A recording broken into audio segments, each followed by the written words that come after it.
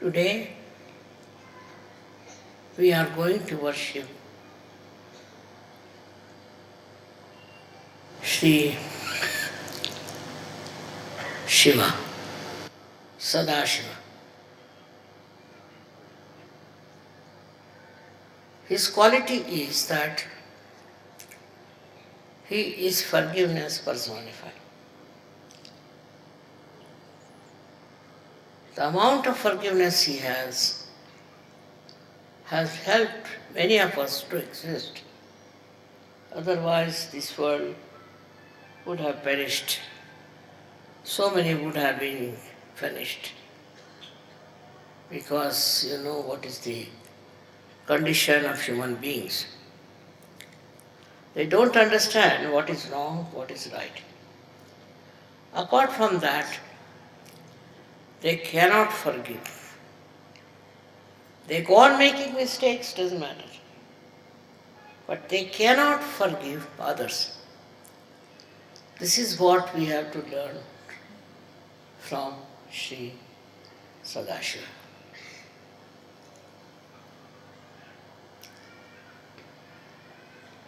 आज हम लोग श्री सदाशिव की पूजा करने वाले हैं। इनका विशेष स्वभाव ये है कि इनकी क्षमाशीलता इतनी ज़्यादा है कि उससे कोई इंसान मुकाबला नहीं कर सकता। हर हमारी गलतियों को माफ़ करते। वो अगर न करते तो ये दुनिया ख़त्म हो सकती थी, क्योंकि उनके अंदर वो भी शक्ति है जिससे वो इस सृष्टि को नष्ट कर सकते। इतने क्षमाशील होते हुए भी ये शक्ति उनके यहाँ जागृत और बढ़ती रहती। इसी शक्ति से जिससे वो क्षमा करते हैं, उसी के परिपाक से या घना से अतिशयता से फिर वो इस संसार को नष्ट भी कर सकते। तो पहले तो हमें उनकी क्षमाशीलता सीखनी चाहिए। किस कदर क्षमाशील, छोटी छोटी चीज़ों को लेकर के हम लोग झगड़ा करते हैं, छोटी छोटी बातों पर हम झगड़ा करते हैं, पर ये किस कदर क्षमाशील हैं और क्षमा करते करते उस चरम सीमा पर पहुंच जाते हैं जहाँ से इनके अंदर ये नष्ट करने वाली शक्ति जागृत होती है।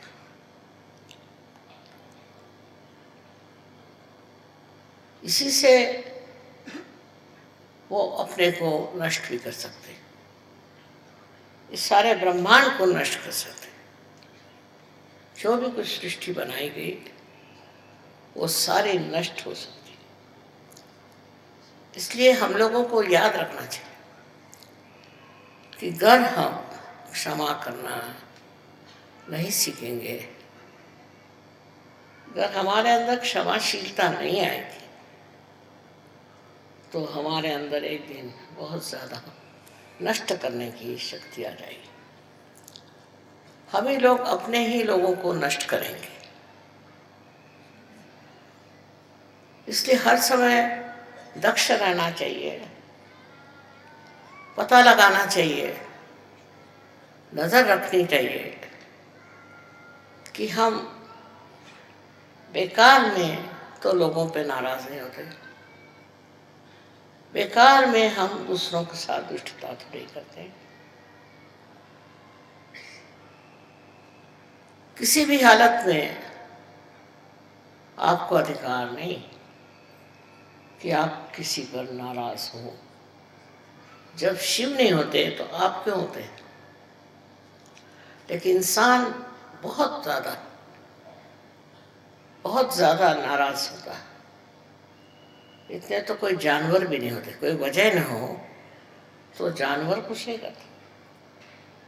इसी प्रकार जब हम छोटी छोटी बातों पर बिगड़ते हैं तो याद रखना चाहिए कि एक शक्ति है शिव की, वो भी हमारे अंदर कार्यान्वित है, और वो यही है कि हम जब दूसरों पे बात बात में बिगड़ते हैं, बात बात में नाराज होते हैं, उनकी कोई चीज़ हम क्षमा नहीं कर सकते, तो फिर ऐसे इंसान क्या कहाँ पहुँच सकते हैं। जहाँ जहाँ बड़े युद्ध हुआ है, जहाँ जहाँ बड़ी आफतें आई, वहाँ पर यही कारण रहा है कि मानव जाति को दमन किया गया, नष्ट किया गया। ये शक्ति पहले ही से आ जाती है, बजाय कोई कारण के मनुष्य मनुष्य को ही नष्ट करता है हर जगह। उसकी ये प्रक्रिया क्यों होती है और कैसे होती है, ये बात हम लोगों को सोचना नहीं। यही सोचना है कि हम तो ऐसे शूद्र और निम्न स्तर के कार्य में उलझते तो नहीं। अपने जीवन में हम जितने शांत रहें, शांतिपूर्वक हर एक चीज़ का हल निकाले, उतने ही हमारे भी जीवन में शांति फैल सकती है, हमारा भी जीवन शांतिमय हो सकता है। किंतु प्रश्न ये है कि मनुष्य अपने ऊपर ही कोई ताबा नहीं रख सकता, अपने को कंट्रोल नहीं कर सकता। उसका स्वभाव ही ऐसा होता है कि उसमें बहकता जाता है और उसमें वो संतोष करता है कि मैंने बड़ी अच्छी सबको सजा दी, सब पे मैं बिगड़ा, सबसे मैं नाराज़ हो गया। यहाँ तक कि अनेक देशों में ये प्रश्न है, एक देश दूसरे देश से चिढ़ गया या एक ही आदमी चिढ़ता है तो सारे उस देश के लोग लग गए, उद्धार के लिए कोई नहीं मिलेगा, उद्धार के लिए कोई देश के लोग नहीं मिलेंगे, सिर्फ मारने पीटने के लिए और बिगड़ने के लिए फौरन लोग खड़े हो जाएंगे। ये सबसे बड़ी कमाल है। अगर किसी से कहो कि हमें यहाँ उद्धार करना है, वो कहे अच्छा आप करिए, हम देखते रहें। और वही अगर कोई आदमी हाथ में कोई आयुध लेके दौड़े तो उसको कहेंगे भाई हमें भी, तो हम भी मारेंगे। ये मनुष्य की तबीयत समझ में नहीं आती। किसी को मारने पीटने में और किसी को तंग करने में और किसी पे गुस्सा करने में मनुष्य को इस कदर क्या सुख मिलता है। पर अब देख लीजिए, रास्ते पे जाते जाते देखा कि एकदम भीड़ लग गई, क्या हुआ, कुछ झगड़ा हो गया, तो आप वहाँ क्या कर रहे हैं? कोई तो कहेंगे हम भी उसमें शामिल हैं और कोई तो कहेंगे कि हम देख रहे हैं। ये हमारे अंदर जो एक प्रकृति में अजीब सी चीज़ आई हुई है, ये हमारे अंदर से निकालने वाला एक ही है, वो है शिव शंकर। इनकी आराधना से, इनको पूजने से और इनको मानने से, हृदय से मनुष्य का उस क्रोध, गुस्सा नष्ट हो जाता। आश्चर्य की बात है कि कृष्ण ने भी सबसे बड़ा दोष मनुष्य का क्रोधात भी जाए थे। क्रोध के साथ में ये सब चीज़ें जागृत होती है। अपने यहाँ तो लोग बड़े गर्व से कहेंगे मुझे बड़ा गुस्सा आया उस पर, मैं बहुत नाराज़ हो गया उस पर। इसमें कोई मनुष्यता मुझे तो दिखाई नहीं देती। पर ये बड़ी साधारण सी बात कि गुस्सा हो जाना, छोटी छोटी बात पर कोई ना कोई बहाने ढूंढ के और गुस्सा हो जाना। फिर जब ये सामूहिक हो जाता है गुस्सा, उस सामूहिक गुस्से से बड़ी बहुत सारी बातें हो जाती हैं, युद्ध हो जाते हैं, बहुत सारे घर मिट जाते हैं, बहुत सारी कुटुंब व्यवस्था खत्म हो जाती है। दिन पर दिन मैं देखती हूँ कि बजाय इसके कि मनुष्य का गुस्सा कम हो जाए, वो बढ़ता ही जा रहा है। और बड़े गर्व से कहेंगे कि हमें तो बड़ा गुस्सा है, हम तो बड़े गुस्से वाले हैं। I know you want me to speak in English language only, but people who don't know English are outnumbering you.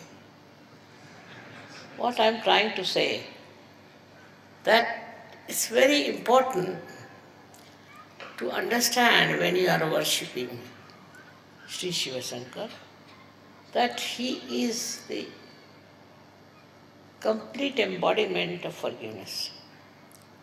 He forgives. He forgives everything very sweetly, as one would forgive one's own children. He forgives. He doesn't get angry. He's not that easily perturbed. Also, we have certain amount of prejudices. For example, a woman in India, if she speaks, then people don't like it. A woman should not speak, a man can speak. And a woman can never beat. A woman can never beat a man, even if the man kills the wife. That is the criteria of a good wife in India, or a good woman. So you can imagine how men are getting towards their discretion. All this kind of concession that is given is very dangerous, is the destructive of the whole community. Same I have seen abroad. There are people who go on beating their wives, killing their wives, I don't know, all kinds of things. Because they have married somebody, they think they have every right to expect everything good from their wives, while they may not be at all good. And they go on torturing their wives. Not only that, but in the school, the teachers, they treat the students so badly, the students pick it up. And later on, they carry on the tradition of beating others and troubling others. So every time you say, I get very angry, tell yourself, you are on the wrong path. I have told so many times to so many of you that to boast of your anger is the worst thing, because it is like boasting about your sins you are committing. These are the sins. I can understand some people who are drunkards, or some who are mad, or some who are out of their minds. But a person you'll find very, very sensible otherwise can be very ferocious, can be very dangerous. It is difficult to say from where do you get these qualities, because none of the divine personalities had this kind of thing. For no rhyme and reason, they won't lose their temper. And even if they do, it has to be a very strong reason up to the point of destruction. But I can understand them because they have to maintain this world and they have to look after the people who are supposed to be human beings. But sometimes I've seen human beings are even worse than animals. They get provoked for nothing at all. What is the reason? Why are you angry? They'll give you an excuse which is absolutely unreasonable. In this world, you have come to enjoy peace and joy. Without peace, you cannot joy. If you cannot give peace to others, how can you have joy? And the way people treat others in such a contemptuous manner, it's very surprising. What do they think of themselves? Why should they think so low about other people? It's beyond understanding to see a man losing temper on small things. But actually they are cowards. If it comes to facing some real problem in life, they recede back. Then they cannot come forward. This is the biggest tragedy of the whole thing. हमारे देश में भी लोग गुस्से वाले आदमी को पहचानते हैं। बस्ती में उसका नाम हो गया गुस्से वाला। ये गुस्सेला है, ये गुस्साड़ा है, ऐसे ऐसे नाम उसके होते हैं। और ऐसे आदमी से दूर ही रहना चाहते हैं। ठीक है, किसी ने गलती कर उसको माफ़ कर दीजिए। किसी ने कुछ ऐसा भी काम किया है जो नहीं करना चाहिए, उसे भी माफ़ कर दीजिए, क्योंकि कल ऐसा अगर आप काम करें, आप करें, तो आप किसकी सज़ा लेंगे? कौन आपको सज़ा देगा? इसलिए यही समझ लीजिए कि हम सहयोगियों को बिल्कुल अधिकार नहीं कि हम किसी को सज़ा दें और उनको शिक्षा दें। बहुत से लोग तो मैंने देखा बड़े खोपड़ी पर जमा हो जाते हैं। शिव जी को जिसने मान लिया वही असली पार है। शिव जी का स्वभाव जिसके अंदर आ गया वही अस्त है, और उसके प्रोटेक्शन के लिए भी शिव जी है। जो आदमी सीधा सरल स्वभाव से ही है, उसको घबराने की कोई बात ही नहीं। उसको संभालने वाले शिव शंकर, उसको देखने वाले शिव शंकर। तो इस वजह से आपको उसमें इतना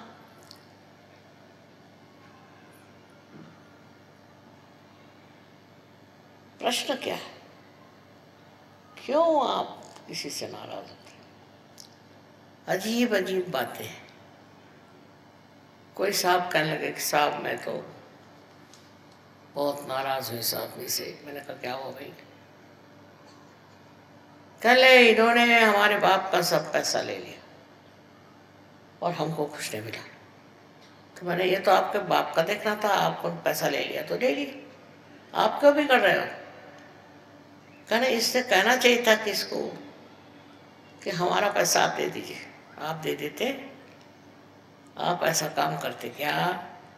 फिर आप क्यों चाहते हैं कि वो दूसरा आदमी जो है वो कह दे कि इसको इतना का पैसा दे दीजिए?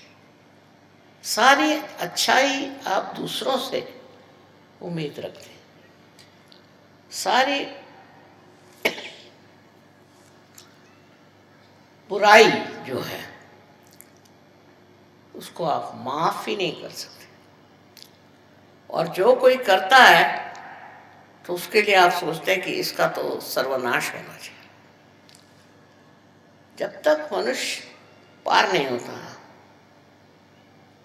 तब तक वो ये भी नहीं देख सकता कि वो क्या है अंदर, इंसान है कि जानवर है, ये भी नहीं समझ सकता।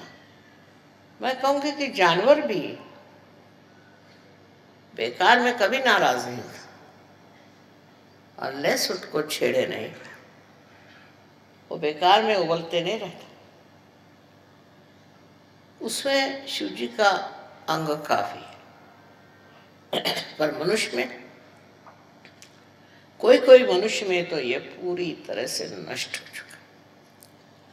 वो तो सोचते हैं कि हजारों लोगों को नष्ट करने का हमको अधिकार है। एक वो हिटलर साहब हो गए, उन्होंने न जाने कितने लोगों को मार डाला, वो एक छोटा सा बच्चा तो नहीं पैदा कर सके और इतने लोगों को उन्होंने मार डाला। क्या सोच करके, अपने को वो क्या सोचते थे? और उन जिन लोगों को मारा है उनकी फैमिलीज नष्ट हो गई, उनको माने सारे देश खराब हो गए। तो वो अपने को क्या समझते थे लाट साहब? इस प्रकार के दो चार तो निकलते ही हैं, पर आपको तो इनका उदाहरण नहीं लेना चाहिए। आपके लिए ठीक है, आप सहयोगी हैं, इसलिए आपको क्षमा करना चाहिए।